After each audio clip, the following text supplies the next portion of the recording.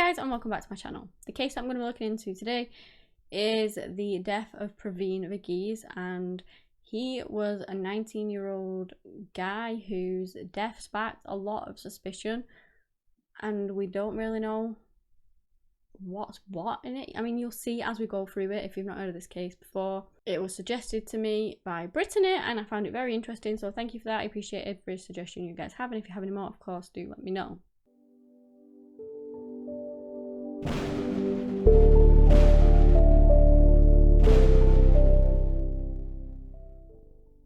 Pravin Varughese was born on the 29th of July in 1994 in Illinois in the US. His parents were called Lovely, who was his mother, and Matthew, who was his father. He also did have a sister called Priya. Pravin was a guy who very much loved life. He was a Niles West High School graduate and he was going to university. He absolutely loved the world. He loved his family, his friends, and he was just the kind of guy that revolved really highly towards his family. He had dreams of pursuing this career in law enforcement, so he knew what he wanted to do. He was 19-year-old. He had his plans set in place for becoming an adult and what he wanted to do in his career, and he was also described as being the best brother that anyone could ever have. He was a very social guy and he would love to make people laugh. Like, he was a jokester and he would absolutely adore just bringing laughter and joy to people's lives. So Pravin was actually living off campus with his cousin and another roommate, and he was studying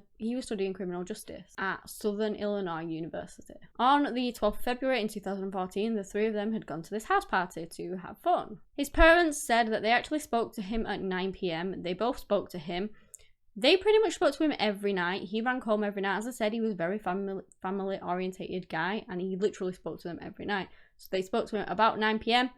Both of them did, mother and father. But little did they know that unfortunately that would be the last time they would ever speak to their son again. When Pravin didn't come home that next day, his cousin reported him as missing. And his parents, who were absolutely petrified for what had happened to their son, where had he gone, made the 300-mile drive down to Carbondale. So it was actually said that at around 11 p.m, Pravin was actually picked up by a relative stranger. I don't really think that he knew this guy very well, and this guy was called Gage Bethune. So apparently Gage was leaving another party. I don't think they'd gone to the same one, but he was leaving this party off campus. I think it was on the same street that Pravin's was on.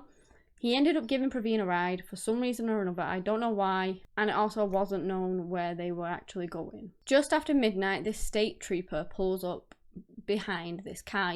We have dash cam footage, and you can see the car has the hazards on, and it was on along Highway 13. So this state trooper pulls up behind it, he gets out, and he goes and speaks to the owner. Now, little did he know that the owner was actually Gage Bethune, and knowing what we know, he did not know at the time, but we know that Pravin should have been in that car with him, but he wasn't. There was no sign of Pravin whatsoever, and Gage didn't even mention him either, which is very odd. Now, the state trooper reported that Gage had actually said to him that he had picked up this hitchhiker off the side of the road, an African-American male. So they're in the car, and then this person tries to rob Gage. So he pulls over, and then this man just takes off down the sloping hill which led into the woods at the side of the road. On the footage, you can see that the state trooper shines his flashlight down there, like a quick glance, and then that's that. He doesn't go down there, he doesn't go looking or anything like that, and no mention of Pravin was made until later when he was actually reported as missing. People have wondered as to why the state trooper didn't actually go down there to see who this person was that had tried to rob Gage, or just go and try and find him or anything like that. He literally just shone a torch down there and then that was it. Like, didn't pursue it anymore. So there's been a lot of speculation around that as to why he didn't do that. So the news of Pravin going missing started to spread throughout the community, and it started to get on actual TV and spread that way. And as it's on the local news, the police actually get a phone call from one of Gage's cousins who said that Gage recognized Pravin's face on TV. And he actually admitted that Pravin had been in the truck with him that night. So after this call comes in, Gage does actually come in to speak to the police voluntarily. All the while this is going on, there's helicopters out looking for Pravin, there's dogs, literally hundreds and hundreds of volunteers all out there searching for him. But they had no luck. They just didn't find anything. So if you recall, to the state trooper, Gage had said that he picked up a hitchhiker, an African-American male, he robbed him and then ran off down into the woods. But now he changed that. Now he is saying that he did actually have Pravin in the car. He said that, Pravin was drunk, he was in the car, and then throughout their journey, he's trying to ask Pravin where he wants him to go, and Pravin's not really answering the question. So I figured maybe he's got a place to go. No, we still drove around. Like I said, it's probably at least a 30-minute thing. Driving around. Finally, we're at the edge of Carmen. I said, dude, I got to go. Get out. He did not want to get out, so I was going to take him with me. Maybe I could have somebody else help me get him out. Okay. Maybe I could drive to another town, stop at a gas station, go in and say, hey, this guy won't get out of my vehicle. You can call the cops. Apparently, he made a few calls. Gage actually said between 2 and 3 calls. And it sounded like he was trying to score some drugs. He was talking to somebody about cocaine. I started getting nervous. I was already nervous that it was somebody I didn't know. Yeah. And he wasn't giving me... He said right down the road. I mean, hell, we drove for 30 minutes. Clearly, he's up to something. So obviously, that's a big change from picking up a hitchhiker and being robbed to picking up a drunk student who is trying to now get some drugs and he's now missing. Anyway, police confront him with the fact that Pravin didn't actually make any phone calls that night. So Gage is over here saying that he's making 2 to 3 phone calls, trying to get these drugs, and he didn't actually make any phone calls at all. So when he's confronted with that, Gage just basically says that he might have been pretending to be on the phone and that he must have just been talking to himself, which would be weird for someone to do, but it could happen. I'm not saying that it couldn't, it's just an odd thing to do, to pretend to try and score some drugs on the other end of the phone and not actually ring anyone.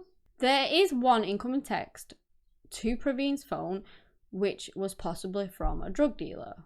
Later on, there are texts from Pravin's phone that said got some yay, and then later on another one that said got 2 G's, which obviously sounds drug related. Yay is a common term for cocaine, like a slang term for it. Lovely disputes this totally. So she has access to all of his phone records, all of his messages that he's made, all of his Facebook, everything that is, electronic and, you can speak to people with. She has access to it all, and she says that not in one of those thousands and thousands and thousands of messages she has does he ever mention drugs. Not once, apart from that night that he went missing. That was the only time that drugs were mentioned throughout his entire history of conversations. And of course, she's adamant that her son does not use drugs. That's not to say that he doesn't. A lot of parents don't know that the children do things like that, and that's not to say he does, because at the end of the day, we don't know. It's just speculation at this point. So I couldn't tell you either way on that one, whether he did or did not. Lovely very much thinks along the lines that either somebody told him to send that text that night, so maybe someone wanted some drugs and they asked him to text for them, or maybe someone else actually sent that text message from his phone, which are both possible as well. It's also very possible that Pravin was the one that sent that message. Anyway, back to the journey. Gage said that after around 30 minutes of asking Pravin where he wanted to go and him, dodging the question kind of thing, they ended up getting in some sort of argument. Pravin got really, really mad and ended up punching him in the eye, and so Gage pulled over at the side of the road. And he started to get very, very just like, I'm not like I'm going to kill you violent, but he was, screaming at me, cussing at me, and he hit me, and then I pulled over and put it in park. Took my keys out so he couldn't take my vehicle. They then began fighting and apparently rode down the hill into like the wooded area, and were both exchanging blows to each other. And just for the record here, did you use any weapons? No, sir. Did he ever attempt to use any weapons on you? Not that I'm aware of. He had said something about while we was driving, he was on the phone with one of his buddies and he had said something about a knife. Now, I never once seen a knife. He never once pulled a knife out on me. But I don't know if he was using that as a scare tactic to get me to take him where he was going.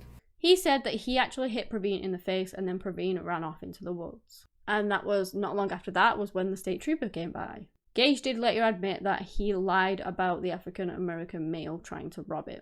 Police did actually find this unintentional call from Pravin's phone, so a pocket dial, I guess. It was to one of his friends. And they spoke to her, and she said that she heard a male voice telling Pravin, give me that back. And then what sounded like Pravin saying, I'm trying to help you. And then she heard someone say, give me my pills back. followed by the sound of running before she decided to end the call, because obviously it's pocket dial, nobody's speaking, and so you just end the call. Gage was later taken in for a second interview with police, and in this one they wanted to question this story that he had told his friends. So basically he had told his friends that on that night Pravin was kind of scared of Gage, and that Pravin ended up running out of the car. Gage followed him and punched him, and then Pravin turned around and he punched him again, and then he knocked him out. He said that the reason he had told this to his friends was because he was trying to act tough in front of them and didn't want to look weak. So at this point, the stories that he's telling to all of these different people don't match like at all. He's telling his friends that he knocked him out. He's telling the state trooper that someone robbed him, a hitchhiker. And then he told the police in the first interview that, you know, Pravin got in a little fight for, he said it lasted 30 seconds. He said he wouldn't even call it a fight. And then Pravin ran off into the woods. Like, which one is it? Even though they didn't have all of the information, that gave them some vital information, because now they knew where to focus their searches. And the very next day, they make the horrific discovery. About 400 yards from where the truck was initially parked, they find Pravin's body on the 18th of February. And obviously, the Varughese family were staying at a hotel at this point. They travelled all that way, 300 miles to get down there. They were staying at a hotel just hoping for news of their son, good news of their son. Nobody wants bad news. And that is when they get the dreaded police walk. So the police arrive at their door and Lovely opens it and they tell her that they've found her son. The first thing she says was, "Is he alive?" And they say no. The entire family were there and they were absolutely devastated, like anyone would be. And Lovely wanted to see her son's body. So she was actually a trained nurse and she was suspicious. I guess she thought that maybe there was some foul play involved. And so she wanted to see him. She said that what she saw actually shocked her. She walked in to view her son's body and saw this massive bruise on his forehead along with 2 or 3 other bruises. They looked like strikes to his head. And that the big bruise was so deep that it went all the way down. So basically, it's theorised that Pravin got out of the car and ran into the woods. This is what the police have theorised anyway. That it was freezing cold that night. The cold temperatures and the terrain of the woods, along with him being drunk, made it really difficult for him to be able to get back out of there. They, of course, sent his body off for an autopsy. But before they even got that back, they were thinking that no foul play was involved. And they were saying that his death was accidental. When the report did come back, it attributed his death to hypothermia. And with regards to the scratches and abrasions throughout his body, it was said that that was due to the terrain. You know, he's running through the woods in the dark and he's drunk and he's bashing into twigs and branches and things like that, and they are scratching his skin. The toxicology report actually showed that there was no alcohol in his system or any drugs in his system. Well, in his blood, but there were actually traces of alcohol in his urine. The authorities felt that there was no evidence of foul play whatsoever, and so this was just classed as a death investigation. His family were not convinced that their son's death was like natural causes, and to this day they still believe that their son was a victim of foul play. As a result of that, months later, Lovely got a second autopsy. The findings of this autopsy were very different to the findings of the first autopsy. According to the second one, Pravin had defensive wounds on his arms, on his forearms, a couple of blows to his head, along with other injuries. There were 22 injuries listed in this autopsy report, and that one concluded that the underlying cause of Pravin's death was significant blunt force trauma to the head. The report was inconclusive in determining as to whether Pravin died of hypothermia or blunt force trauma. When the coroner was asked if Pravin's injuries could have been attributed to being in an altercation, so like defensive wounds and, you know, being actually assaulted or in a fight or something like that, or if they were more consistent with running through the forest in the pitch black where you have the possibility that you can run into trees. There was some barbed wire on one of the fences at the time, and that maybe he could have run into that too, and that could be the cause of those injuries. And the coroner basically said that they both could be plausible. They both could be the cause of those injuries. So it could have easily been a fight, or it could have easily been him running through the woods. Pravin's family refused to give up on their son, and for more than 3 years she fought for justice for him. The family filed a wrongful death lawsuit against Gage, but it never actually led to anything because the grand jury didn't indict him on any charges. Things started to look up for the Pravin family though when an investigation discovery feature sparked some renewed interest in the case. It got it out there, it got it in the public eye again, and people were interested in it again. This was when a grand jury indicted Gage on 2 counts of felony murder. And this was 3 years after Pravin's death, so we're now in 2017. Gage pleaded not guilty. The trial happened in 2011. No, it didn't. It happened in 2018. And it involved a lot of back and forth.